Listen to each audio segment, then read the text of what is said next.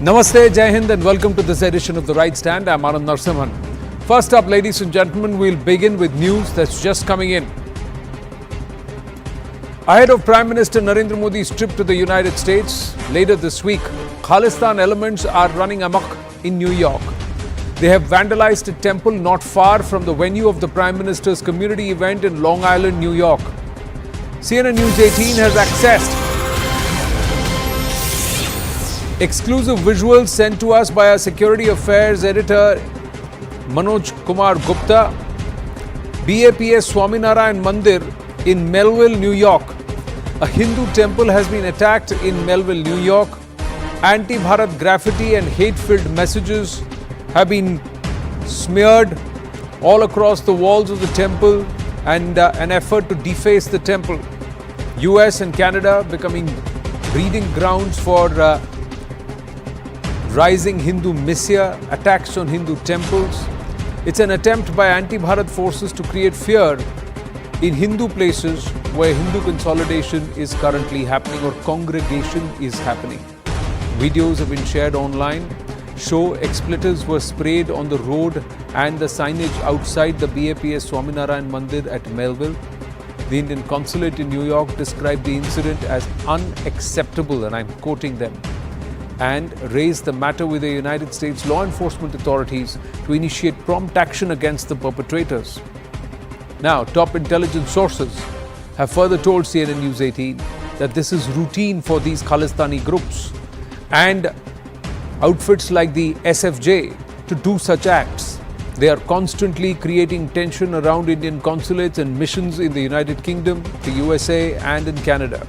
These Khalistani groups are funded by the ISI to create trouble and bad repute for Hindus, Prime Minister Narendra Modi and Bharat overall. Sikhs are against these activities, but a select group of terrorists are indulging in such acts, and they are also further intimidating those who stand up and speak out. There are regular people who are visiting the gurdwaras in these countries, but along with that, these extremist elements, some of them goons, others gangsters, and a lot of them working with these entities who are inimical to Bharat, also frequent these gurdwaras. All gurdwaras are self-funded, but a select group is spreading hate after getting foreign funding from the likes of the ISI, and especially with the task of A, defaming Sikhs, 2, pushing a secessionist agenda against Bharat, and 3, trying to deliberately insult Hindus and Bharat. ISI doesn't want big Hindu organizations to grow in these nations where Hindu consolidation, congregation is happening, groups are being created, and perhaps there is an organizing of the larger community who find their roots in Hindustan. Now, BAPS will be fully supported by the Indian mission chiefs who are in constant touch with them. Safety mechanisms are also being worked out. Let's go across to our guest this evening, Dr. Anand Ranganathan, Dushyant Sridhar, Vedic scholar, Sushant Sareen, Senior Fellow ORF, Dr. Ranganathan, an author, political commentator and a scientist and a self-proclaimed Darwinian atheist. But I'm going to start with the Vedic scholar in the midst, Dushyant Sridhar. How would you see these attacks and what is happening all around? These are all areas where there is also growth in temples, more number of temples, more people taking towards Sanatan Dharma. But there are these entities who did this in Australia, they did this in the UK, and now they are back to doing this in the United States. At the outset, Anand, namaskaram and happy wishes on Ananta Chaturdashi, and wishes to my co-panelists as well.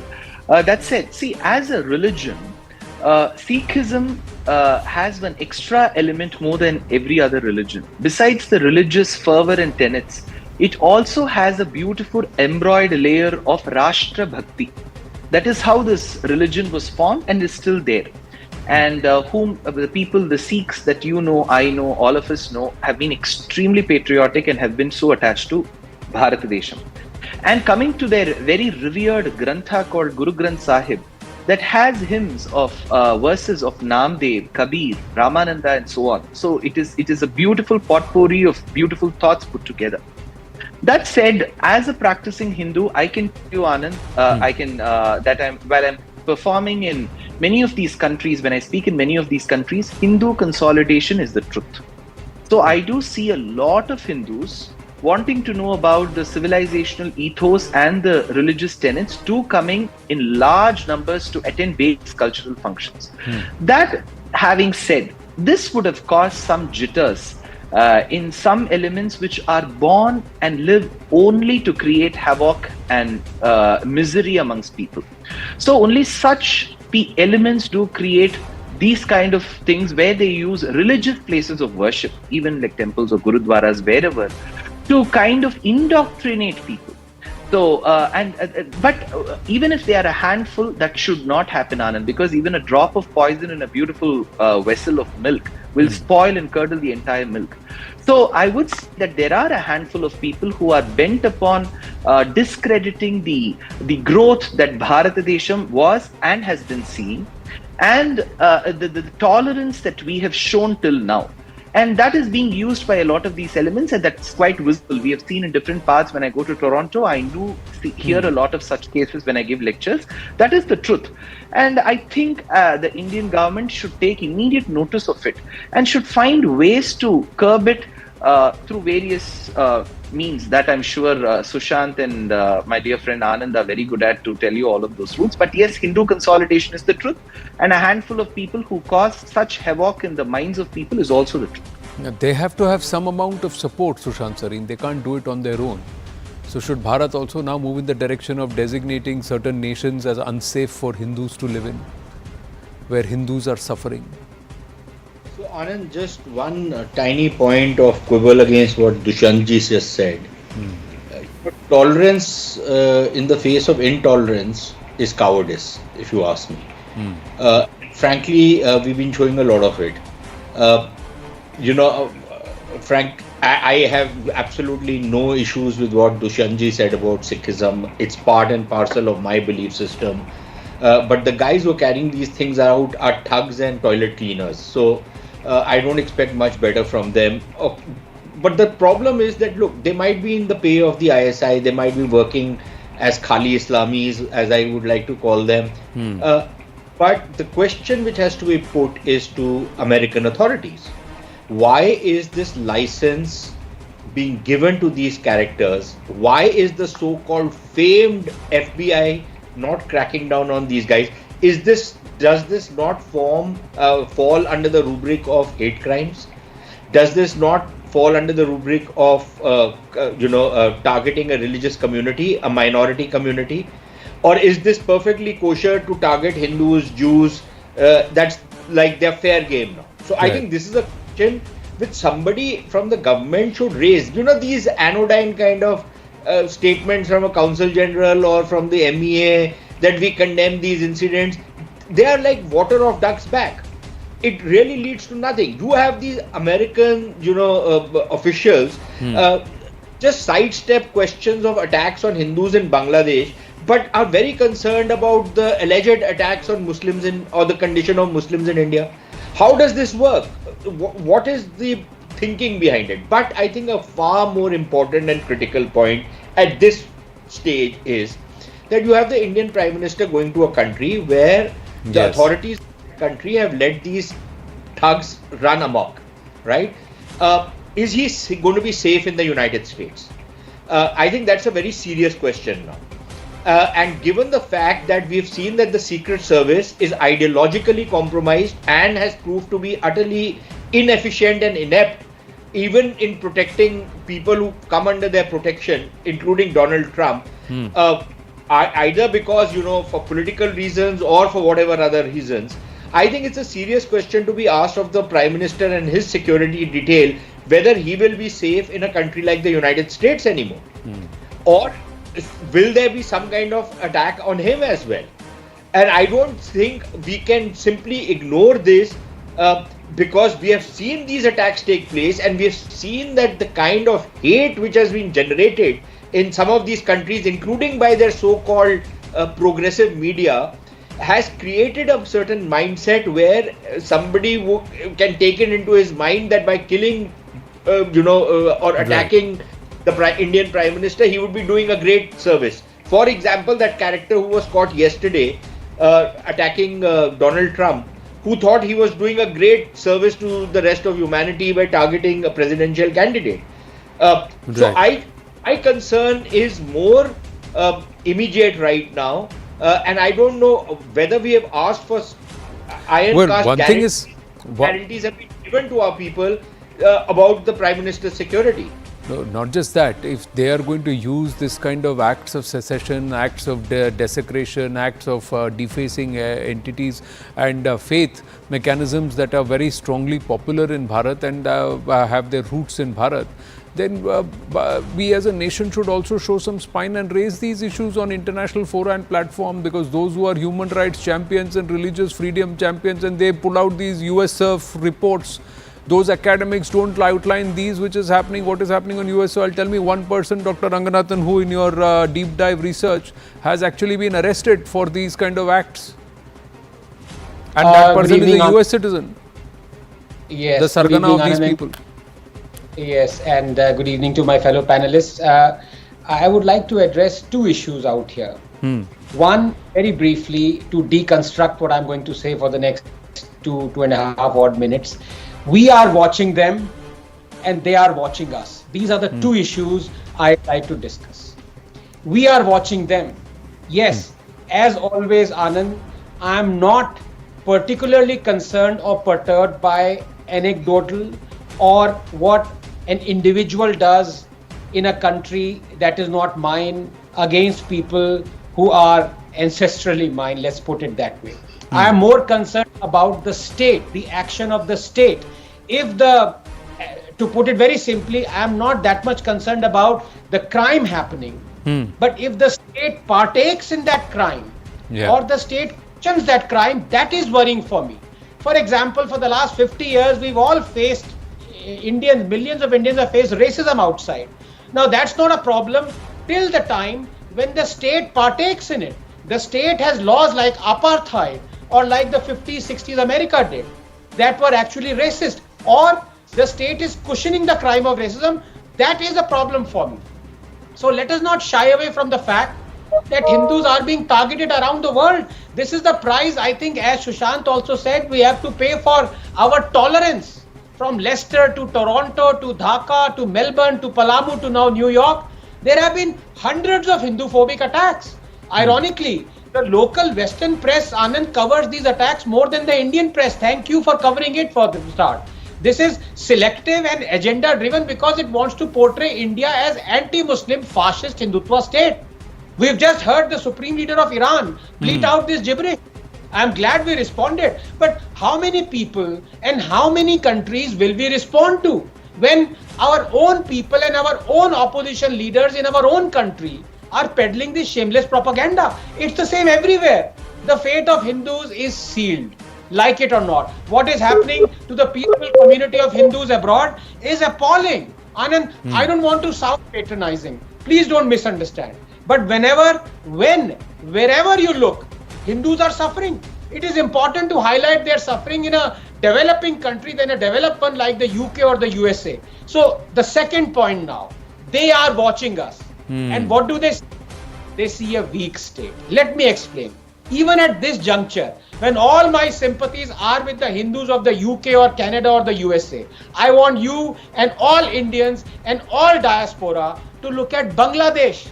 From 29.5% in 1931 to 9.5% of population in 2011 to 8% now. The Hindu population of Bangladesh or erstwhile East Pakistan has dwindled decade on decade. To add to the misery, 11.3 million Hindus were forced to flee between 64 and 2013. 2.4 million perished in the 1971 genocide. As many as 1.2 million Hindus' families have been dispossessed of 2 million acres of land. Nobody is talking about anything. 12.6 million is the current population. If the trend continues, there will be none left, as many academics say, in 30 years. The spate of terrible violence, rape, murder, looting, arson, temple destruction, Anand, is a pointer to an ominous future for the Hindus there. Saving Bangladeshi Hindus is the need of the hour. The world is watching, but what are we doing? The situation is calamitous. District after district, shops have been looted, homes torched, temples desecrated, deities burnt. More than 50 Hindu teachers and vice chancellors have been forced to resign. Lynchings have happened inside police stations. We have to act. We have the CAA. It must no longer remain an amnesty. We must arm it. Even as we welcome, just 30 seconds, even as we welcome Bangladesh cricket team amid an ongoing Hindu genocide in their country, let me give you a disturbing statistics. Of the hundreds of thousands of Bangladeshi Hindu refugees who escaped the 1970-71 Bangladesh genocide and settled in India, only 14 have been given citizenship through the CAA. Only 14. Yeah. That is less than the number of Bangladeshi cricketers that we are currently welcoming raucously. Will we wait till we have to airlift the last Hindu from Bangladesh? This is the problem. We are watching them, but the countries are also watching us, and they are seeing that we are not acting ourselves. We are not helping Hindus ourselves. Well, you make a very strong point there, but the point is that somewhere in power, and those in power have to be convinced that the responsibility of Hindus across the world lies with Hindustan.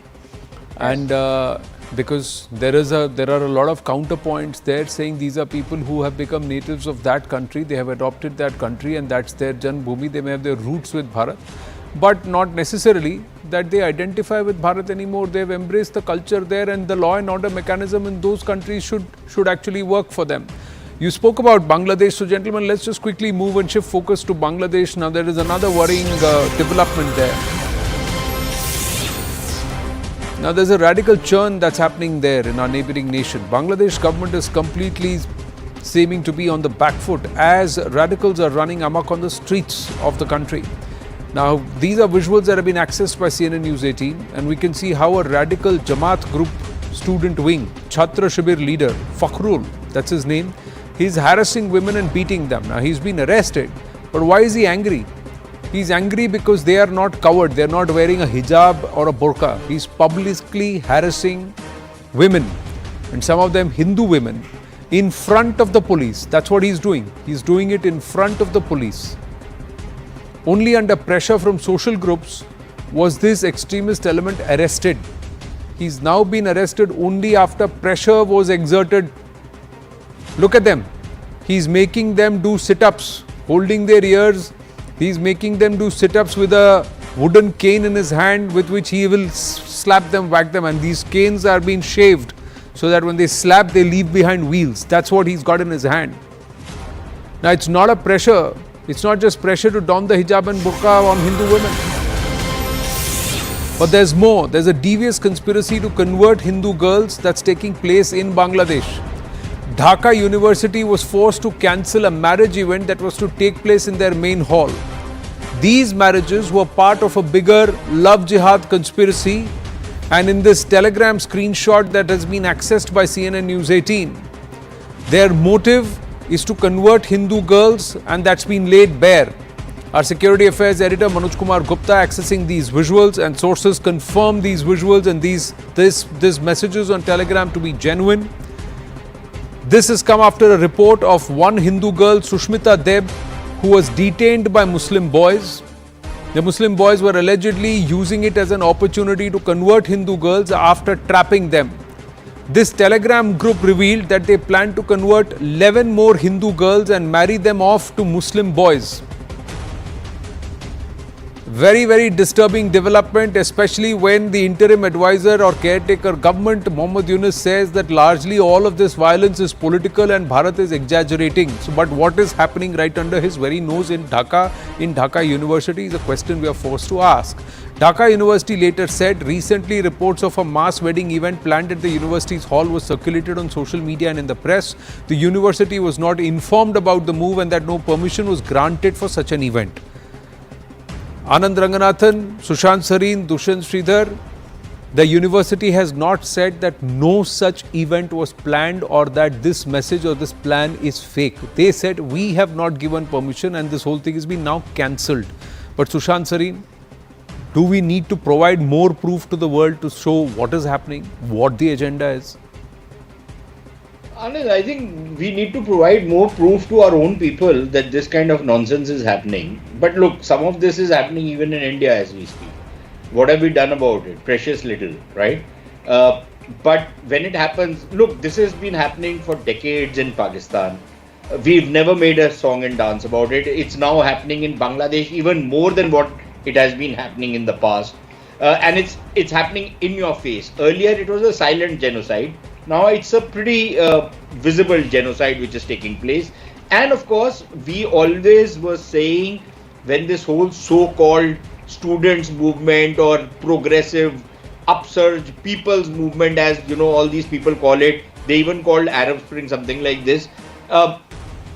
We were always saying that, look, this is not as innocent as it all seems, that there is a far more sinister design behind it. Partly it was global politics, but partly it was local groups of Islamists who were jumping into the whole thing and were empowering, were giving the power to the guys who were carrying out the agitation. So now that they have a government which they think they can dictate, they're doing the kind of stuff which we are seeing on the streets. Sheikh Hasina was not exactly, a paragon of virtue when it came to secular issues. But nevertheless, this kind of nonsense was not as rampant as it has become today. The problem within India is that there are a lot of people, including in government, who say that, look, the Hindus, while we must raise our voice for them, but they are citizens of another country. It is their responsibility, and that, beyond a point, there's nothing we can do about it. And to say that we will give them citizenship of India is not the right thing to do, because that means that we are going to denude that country of these Hindus, right? These will be countries which will be left without Hindus. Now, it's all very well for somebody sitting in, some Babu office in Delhi to pontificate like this, but let's think about the people who are going through the kind of torture which is taking place in places like Bangladesh, number one. Number two, for people to say that, look, it's the responsibility of that country, yes, theoretically it is. But these are not ordinary crimes. We are not saying that, there has been a dacoity somewhere, so we should bring that Hindu back to India. This is religious persecution of the worst kind which is taking place. And on this, if we are going to keep quiet, or we are going to be mealy-mouthed, or we are going to say that, look, our relations with this country are going to get affected.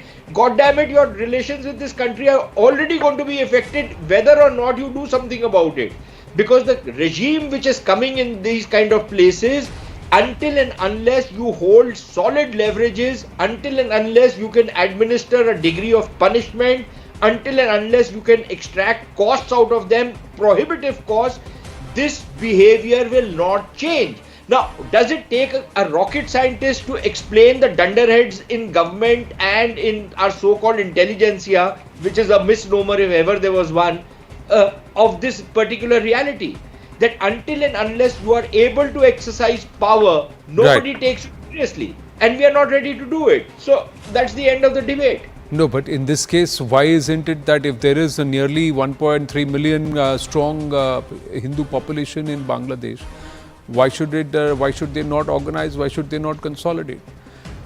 Hindus have the Hindu groups, whichever nationality, they have the ability to come together, form a group and express themselves. They've done so in Bangladesh in the recent past, even after this outburst happened, Dushyant Sridhar.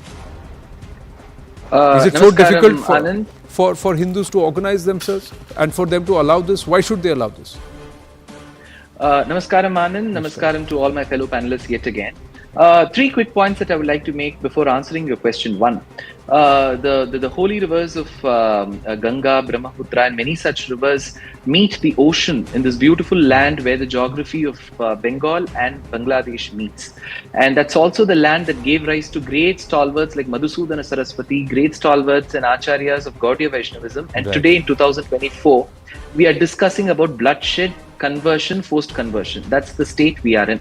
And second point, Anand, when this issue of Hindus being attacked in Bangladesh came maybe 3 weeks back, and I spoke in a channel and that video was uploaded, it was taken away by YouTube stating that this is false news. That Hindus have been attacked in Bangladesh is false news. So that's the state we are in.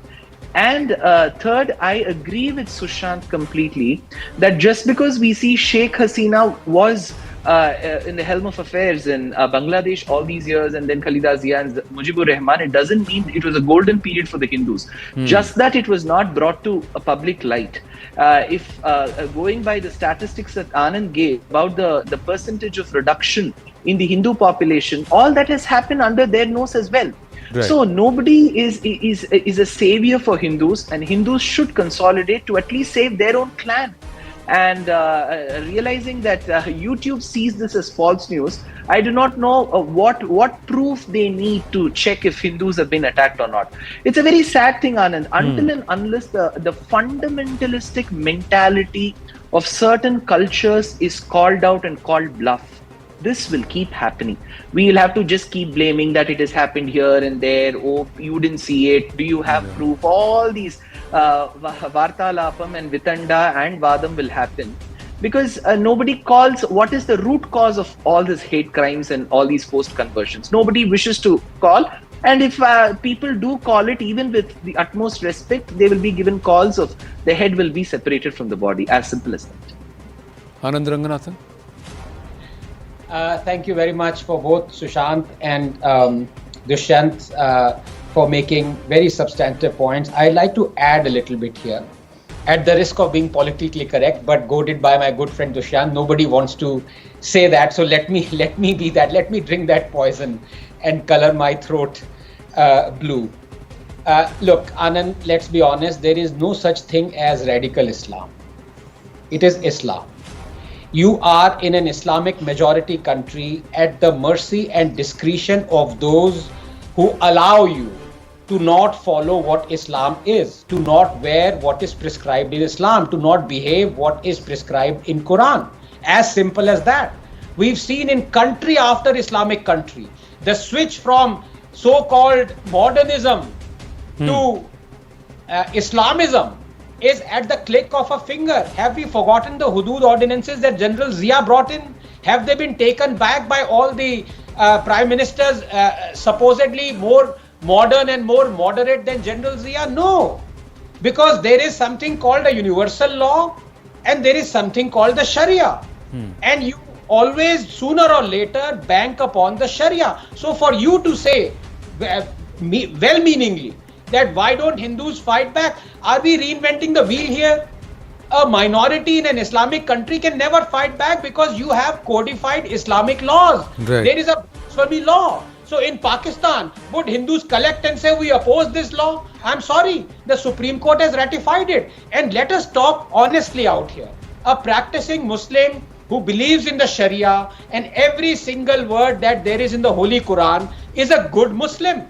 While a Muslim who drinks, fornicates, indulges in idle talk or music, supports Muslim women who reject the burqa, draws a portrait of whosoever he wishes to, marries a non-Muslim, is homosexual, gives equal share of inheritance to females, and is fine with all his fellow Muslims being all of the above, he's a bad Muslim. It's as simple as that. It's codified in the holy book. You can't do anything about it. So the only viable thing for a minority, persecuted minority is, it breaks my heart to say this, but it is true, is to leave and come to India. We should open our doors. Dushyant talked about Bangladesh as being the land of holy rivers and the genesis of all that is fantastic about Hinduism. There is one other country that was the genesis of Hinduism as well, Afghanistan. How many Hindus are left there? Would you want to live there? I wouldn't, and I wouldn't want any law-abiding Hindu to live there as well. So just empty out from that country. No, but then that suits the purpose of those who want to empty out nation by nation, one after the other, and then where does it stop eventually? So then eventually they'll say, all right, this is where it is all collecting in the eventual bowl, so let's empty out this bowl. No, that's not something. Would you really want to play into the hands of such exclusivists and such? It is saving the Hindus, Anand. It's not playing into their hands. If teaching my argument and my humble submission here, teaching people to run and leave is not going to make them learn to stand and survive. And that's where the attitudes have to change. There is a chief minister who said, batenge to katenge.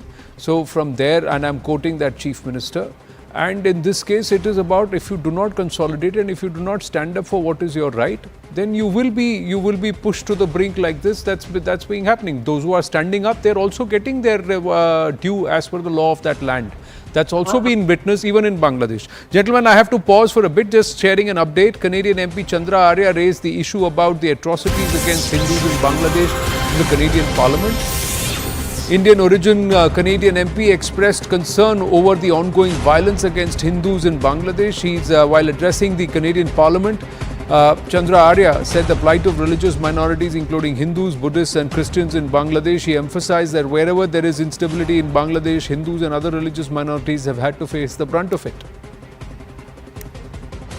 Madam Speaker, I am deeply concerned by violence targeting the religious minorities including Hindus, Buddhists and Christians in Bangladesh.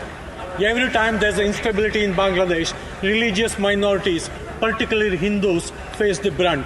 They will be holding a rally on Parliament till next Monday, September 23rd, to highlight the current situation there.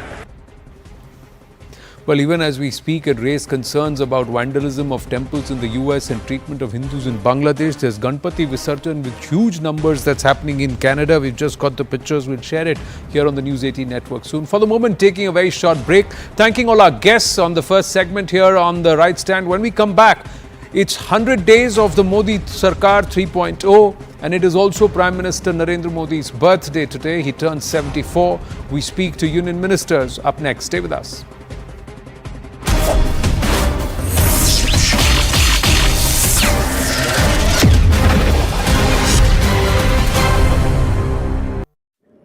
Expanded to rupees 3 lakh to rupees 7 lakh. The government also announced the abolition of 31% angel tax, which it claimed had been burdening startups since 2012. The government, in fact, approved a package of rupees 2 lakh crore in a bid to promote employment and skill development amongst the youth. These are just a couple of projects to name a few of his initiatives.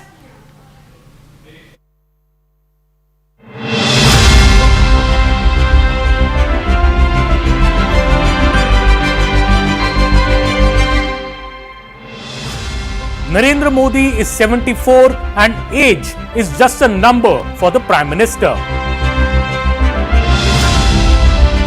He is doing things that others his age don't and maybe simply can't. From a hectic election campaign to flying air sorties or deep sea diving and snorkeling, Mr. Modi has been consistently setting new benchmarks. For starters, the PM did a record-breaking 206 rallies and roadshows during the 2024 election campaign over a period of 76 days. This was almost 3 campaign events daily, with the PM traversing thousands of kilometers across the country. Mr. Modi, in fact, did 40% more rallies and roadshows in 2024 than he did when he was 68 years of age in the 2019 general elections. Sir, the energy shown by the Prime Minister, he's turned 74, but the kind of things he's doing even at this age, how would you describe the Prime Minister's energy and the Prime Minister's way of working? See, one way to look at it, like you said, it's only a number. So his energy level would be the same as it was when he was 47. So you can reverse the digits, but there is no change in the energy level. I have seen him as just a Karyakarta when he organized the Kanyakumari to Kashmir Ekta Yatra. And it was the same energy level. There is more. Last year, Mr. Modi flew a 30-minute sortie in the indigenously designed, developed and manufactured Tejas twin-seat lighter combat fighter aircraft at Bengaluru. This is the first time an Indian Prime Minister has flown a fighter aircraft sortie. The PM described his experience of flying the sortie as memorable.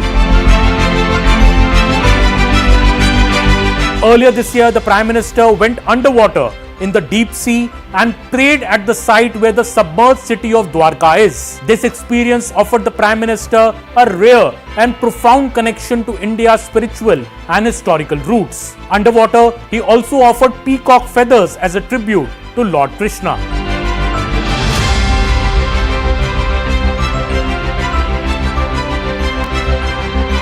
he had gone snorkeling in Lakshadweep earlier this year as well.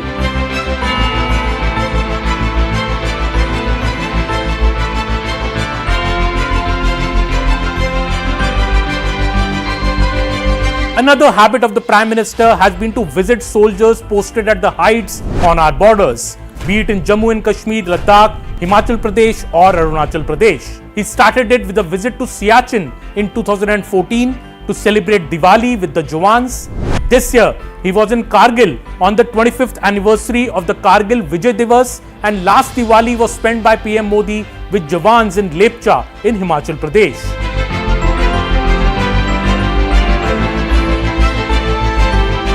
In 2020, Mr. Modi had surprised all by travelling to Nimu in Ladakh to interact with Indian troops near the India-China border. In 2022, Modi's pictures from Kargil while trying his hands at guns, or the ones from the Defence Expo in 2020 when he fired at a virtual firing range, had also captured headlines. First thing in the morning.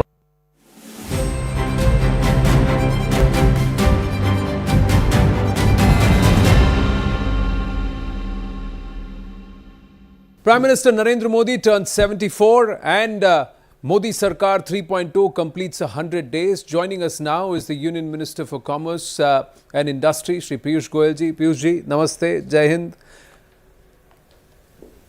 Namaskar. And congratulations on completing 100 days. There are many detractors who believe that Modi Sarkar 3.0 will neither have Gati nor Shakti. Well, this has been one government which has, in less than 100 days, taken such game-changing decisions. 3 crore homes to be built for the poor, 3 lakh crores for welfare of women, 2 lakh crores to skill and provide employment for 4 crore youth of the country, 11 lakh Lakpati Didis, farmers getting increased MSP, increased funding through our various schemes. Across the country, infrastructure being developed, almost worth 3 lakh crores in the first 3 months of this, of our government coming in, reflecting the speed with which we are not only expanding the economy, not only making life easier for the common man, but also ensuring through the process and through the multiplier impact of investments in infrastructure, jobs and business opportunities for crores of our fellow countrymen. And in one sense, what Prime Minister Modi had said, that his government in its third term will work with 3 times the speed, 3 times more enthusiasm, will have 3 times more impact and result in 3 times more outcomes, so that India in about 3 years' time becomes the world's 3rd largest economy. I think on his birthday today, as we celebrate Seva Divas, Service Day, as we celebrate 10 years of Swachhata Abhiyan, which I have often told you, Anand, is my most favorite project amongst the many that Prime Minister Modi has initiated, particularly for the life of dignity that it gave every Indian. But in these 100 days, Piyush ji, the Waqf Board bill going to the JPC, you know, that retraction of the indexation policy, retraction of the UPSC notification, NTA, the argument is that the batsman's footwork is looking, tentative on a tricky pitch. I don't understand where the retraction is. This has always been a listening government. Prime Minister Modi is respected all over the world and in the country for being able to engage with the people, hear them and respond through his actions. After all, how did the national education policy come about? 4 years of public consultations. I believe 3 or 4 lakh inputs came in. When he prepares a 15th August speech, he receives over 10 lakh suggestions from the people of India as their vision to make India, or their ideas, to make India a developed nation by 2047. When I introduced the Jan Vishwas bill to decriminalize several laws and give relief to the common man and small businesses, it went straight to a JPC led by PP Chaudhary of the Lok Sabha. When the Home Minister introduced the 3 laws to replace the criminal laws, antiquated British criminal laws, it went straight to a JPC headed, I think, by Mr. Brijlal of the Rajya Sabha. We have believed in consultative and listening process always. As far as indexation goes, I believe it was just an option provided. The original law stands. A second option has been offered to the taxpayers. I think it's very, very nice that we are willing to listen and respond through proactive action. We don't stand on an ego or stand on our feet saying that no, what we have decided is final. We are amenable to public ideas. I'm sure we'll do well in all the 4 states. I think Maharashtra has seen a huge change. We were already quite good. We had only 2 lakh votes less than the MVA, even in the Lok Sabha election. After all, 11 seats we lost by less than 50,000 votes. When an average vote is 20 lakh votes, 50,000 votes se kam se harna is not a big deal. The total vote difference between the 2 alliances was only 2 lakh votes. Our national vote share is by and large pretty much intact. But state polls will come, state polls will go. Central government has to do its job. States which vote the BJP and NDA will benefit from a double engine government with faster progress and will not have to see the kind of misgovernance that Karnataka today is facing. They will not have to see a bankruptcy that Himachal Pradesh is suffering from. Both these and the failed promises of the Congress are a wake-up call for the voters that Prime Minister Narendra Modi and the BJP NDA are the best bet for prosperity and a bright future for the people in these states. Well said there, Piyushji. Final question. PM Modi turns 74. Is a Silicon Valley township your intended gift for him? Well, Prime Minister Modi dedicates every gift that he gets back to the people. As you may be aware, even the mementos that people give him out of love and affection get auctioned every year, and that auction started today only. All the mementos that he receives are auctioned, and the money that comes out of that auction either goes to the education of the girl child or for the cleaning of the rivers of India. That is the noble level to which Prime Minister Narendra Modi works. We are all working to make India a superpower under Prime Minister Modi's guidance, his leadership, achieving the vision that he has set for the nation. And every one of our actions, be it the 12 industrial townships, be it our effort to create a dedicated township for our startups and technology companies, or a dedicated township to partner with Singapore or Switzerland. All of these are gifts to the people of India, because Prime Minister Narendra Modi is a servant of the people of India. Somebody who has dedicated his entire life to serve the motherland. Onwards and upwards, as they say, the story of Bharat. Piyush Goyal ji, always a pleasure speaking with you. Thank you. Namaste. Thank you. Namaste. Namaste and Jai Hind. Ashwini ji, this is Anand Narsaman here. Pleasure to speak with you. First up, congratulations on 100 days. But what for you is the most significant achievement in these 100 days? Hi Anand, thank you so much for having me here. If you look at the first and second terms of Prime Minister Shri Narendra Modi ji, he has always focused on inclusive growth. He has focused on laying a very strong foundation for development of our country. He has made sure that the poorest of the poor, the middle class families, they get enough support, so many opportunities, new opportunities, so that the country, when it is growing, it carries everybody together. That is the philosophy with which the third term, which is a historic mandate, has started.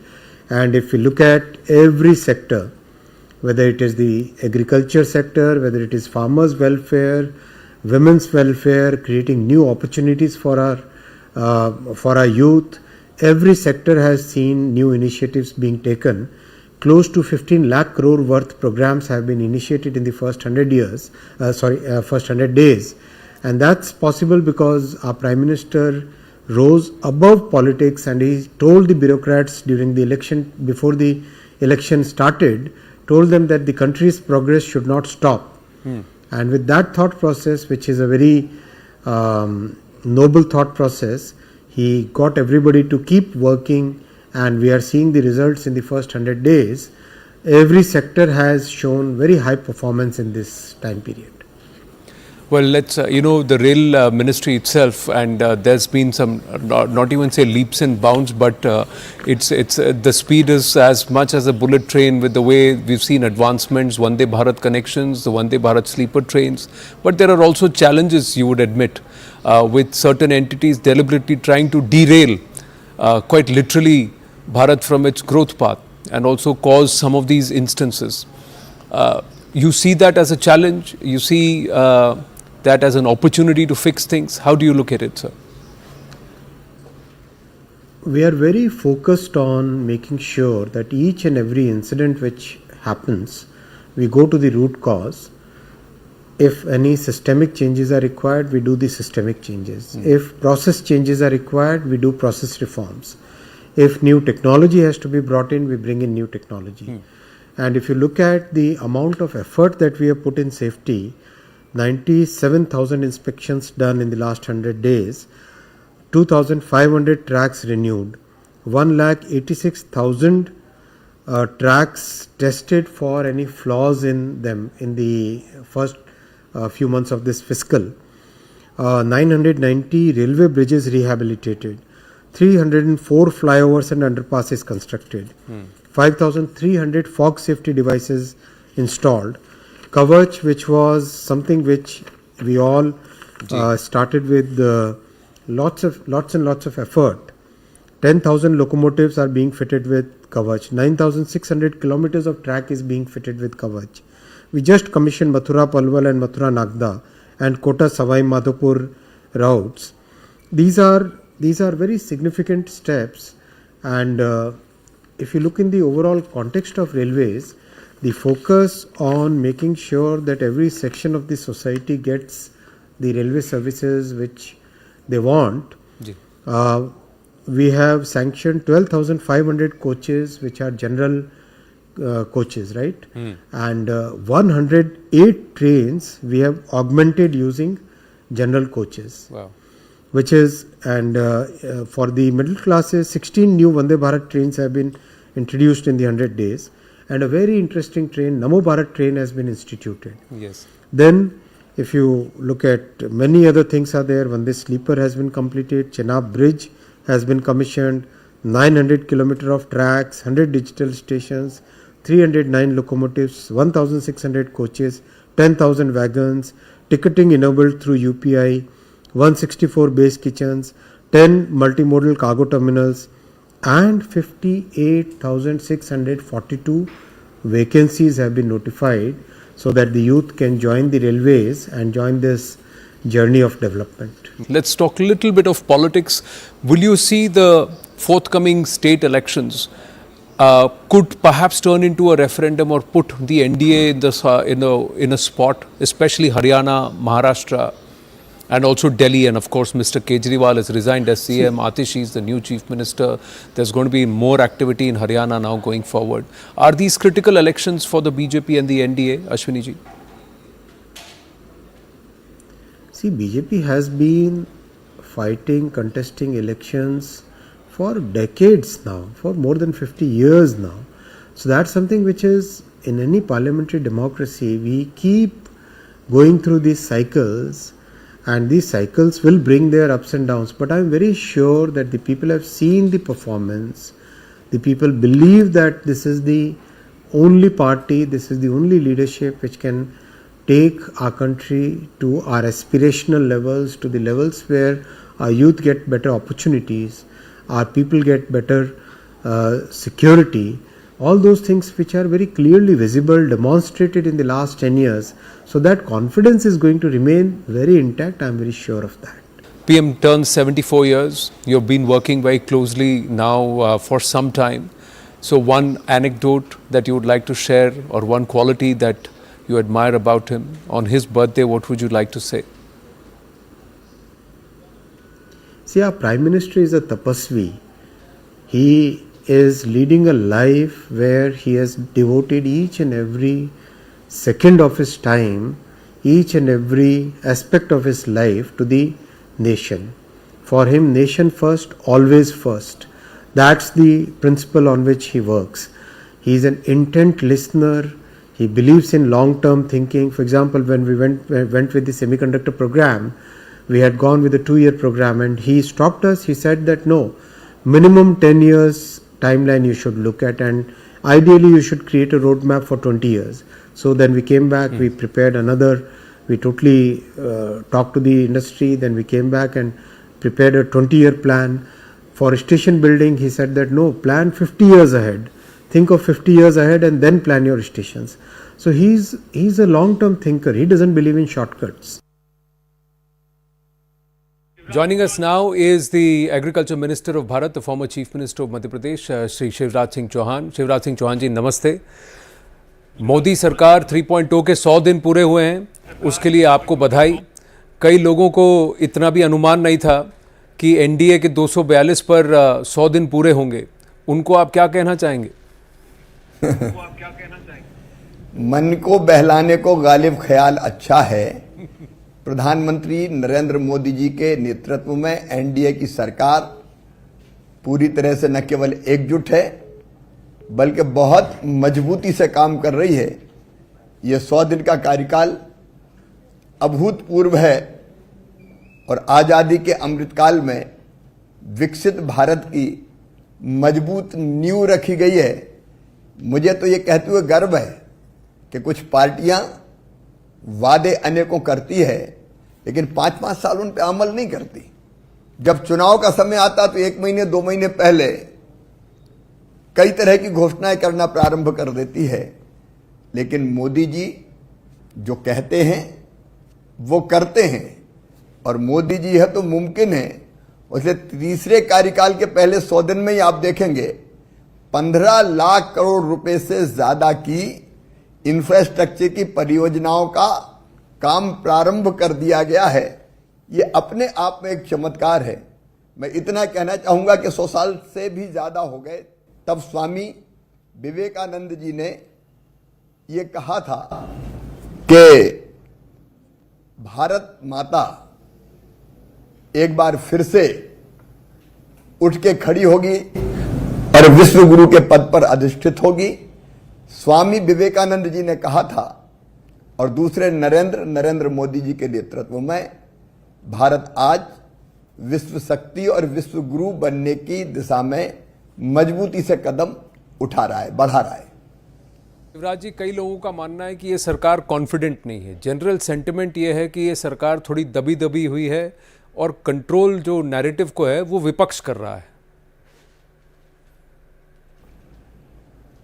आप देखिए प्रधानमंत्री जी के नेतृत्व में कितनी तेजी से काम हो रहे हैं। कोई कॉन्फिडेंट सरकार, आत्मविश्वास से भरी सरकार, आत्मविश्वास से भरे नेता ही ऐसे फैसले कर सकते हैं जो ये सरकार कर रही है। आप देखेंगे कि पहले 100 दिन में ही प्रधानमंत्री जी ने जो कहा था कि हमारे 4 प्रमुख जातियां हैं, किसान, गरीब, महिलाएं और युवा, और अगर ओवरऑल 100 दिन में देखें तो चारों के कल्याण के लिए कितने काम हुए। आप गरीब कल्याण की दृष्टि से अगर देखें तो 100 दिन के अंदर ही ये प्रधानमंत्री नरेंद्र मोदी जी की सरकार है कि 2 करोड़ घर जो ग्रामीण क्षेत्र में बनाने का उन्होंने चुनाव के पहले अपना संकल्प लिया था जी, वो घर स्वीकृत हो गए। 1 करोड़ शहरी क्षेत्र में स्वीकृत हो गए, और न केवल स्वीकृत हुए, आज भी प्रधानमंत्री श्रीमान नरेंद्र मोदी जी उड़ीसा से कई राज्यों के गरीबों के खातों में पक्के मकान बना के देने के पहली किस्त डाल रहे हैं। कल गुजरात में उन्होंने डाली, परसों में झारखंड में था, वहां वो पहली किस्त डाल दी गई। तो चाहे गरीब कल्याण के मामले हों, 70 साल से ऊपर की उम्र वाले जो बुजुर्ग थे वो अब आयुष्मान भारत योजना में सम्मिलित हो गए। अगर कोई बेटा भी इलाज ना करा पाए, ना कराए, तो फिर प्रधानमंत्री नरेंद्र मोदी उसके बेटे हैं। बहनों को उन्होंने कहा था लखपति दीदी, बहनें मजबूर नहीं रहेंगी, गरीब नहीं रहेंगी, आंखों में आंसू नहीं होंगे, उनके चेहरे पर भी मुस्कुराहट होगी। और उन्होंने कहा था कि हम 3 करोड़ लखपति दीदी बनाएंगे। 100 दिन के काफी पहले ही 11 लाख नई लखपति दीदियों को प्रमाण पत्र वितरित कर दिए गए। स्व सहायता समूहों के लिए बैंक ऋण जारी करना हो या कम्युनिटी इन्वेस्टमेंट फंड देना हो, चाहे 5,000 करोड़ हो, 2,500 करोड़ हो, वो जारी कर दिए गए हैं।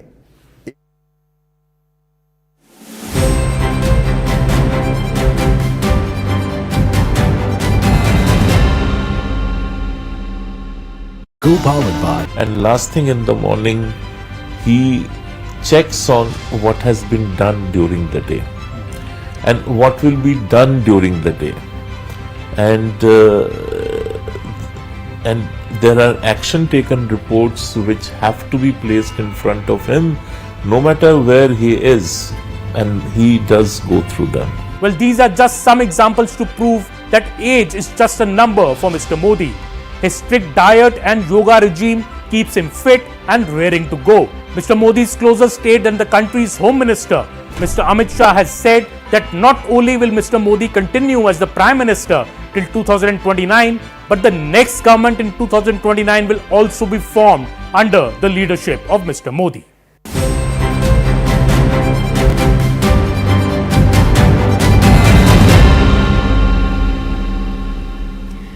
Well, the central government led by Prime Minister Narendra Modi completes its 100 days of being in power for the third successive term today, coinciding with his 74th birthday as well.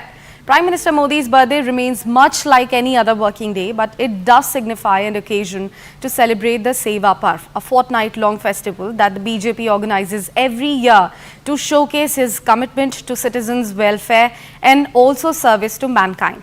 Among the first decisions made by the Modi government after coming to power in June this year is approving the 20,000 crore project under the Prime Minister Kisan Samman Nidhi, which is to benefit around 9 crore farmers. The first 100 days of the Modi 3.0 government also saw the income tax slab of rupees 3 lakh to rupees 6 lakh expanded to rupees 3 lakh to rupees 7 lakh. The government also announced the abolition of 31% angel tax, which it claimed had been burdening startups since 2012. The government in fact approved a package of rupees 2 lakh crore in a bid to promote employment and skill development amongst the youth. These are just a couple of projects to name a few of his initiatives.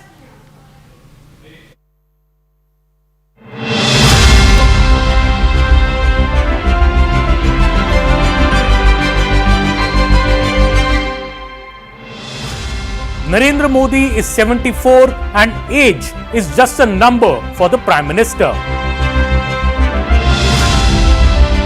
He is doing things that others his age don't and maybe simply can't. From a hectic election campaign to flying air sorties or deep sea diving and snorkeling, Mr. Modi has been consistently setting new benchmarks. For starters, the PM did a record-breaking 206 rallies and roadshows during the 2024 election campaign over a period of 76 days. This was almost 3 campaign events daily, with the PM traversing thousands of kilometers across the country.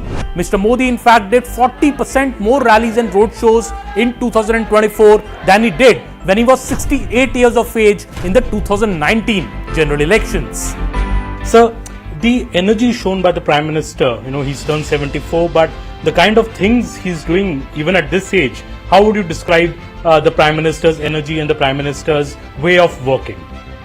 See, one way to look at it, like you said, it's only a number. So his energy level would be the same as it was when he was 47. So you can reverse the digits, but there is no change in the energy level. I have seen him as just a Karyakarta when he organized the Kanyakumari to Kashmir Ekta Yatra. And it was the same energy level. There is more.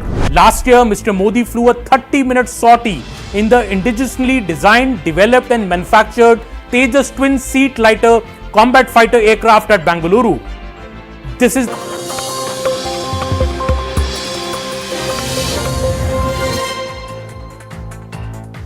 Good evening, this is Brass Tacks. I'm Zaka Jacob. The Supreme Court has come down pretty heavily on this concept of quick fix justice used by some states in the form of bulldozer justice. The court has opined that even if there is one instance of illegal demolition, then it is against the ethos of the Constitution. It has put a stay on all demolitions till the 1st of October, saying it is going to come up with comprehensive guidelines for the same. Of course, the court has also exempted any incursions, any encroachment into public land where the state has the right to take that land back in case of an encroachment.